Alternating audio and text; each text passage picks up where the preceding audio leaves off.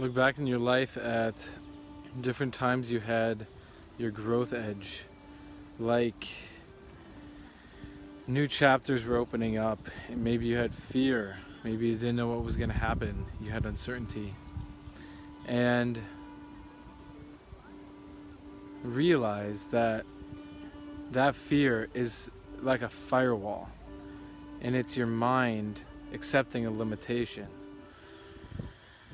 And you could give into that fear. You could just let it go, run rampant, right? How many of us are doing that all the time, letting the fear run the show?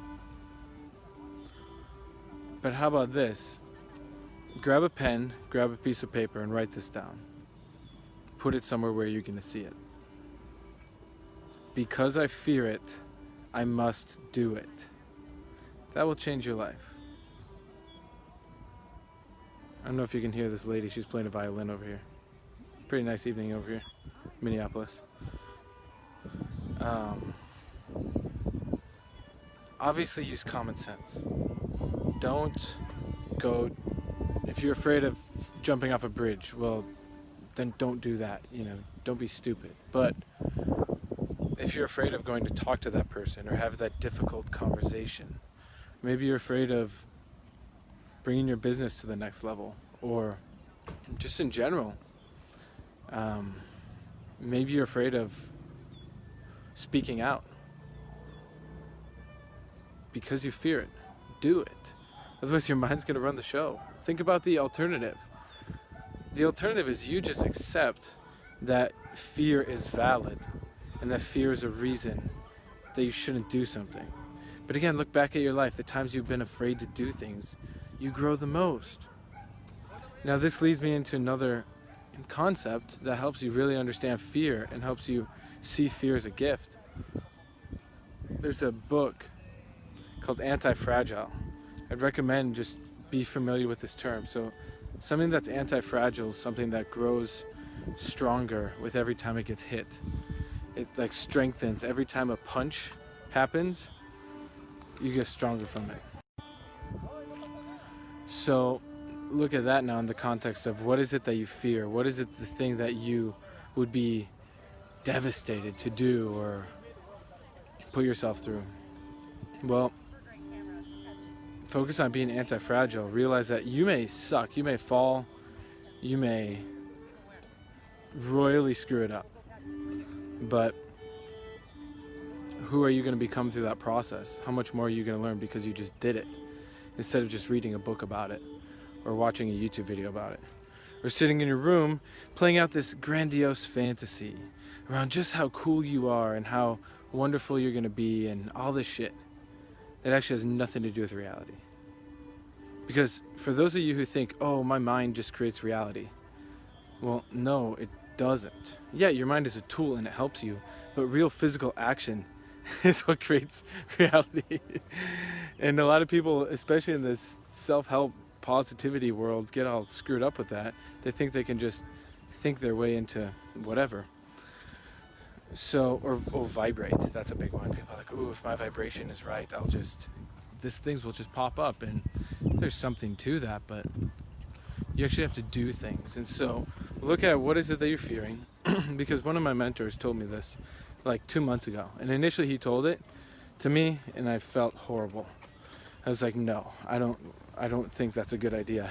I don't think it's a good idea to if I fear it, I must do it. But that was just me accepting limitation. And now over the past 2 months, I've applied it because I wrote it down. I looked at it every day and I started applying it. If I was afraid to go talk to a stranger, I was afraid to get real with where I was at with certain business goals or have a difficult conversation with multiple people.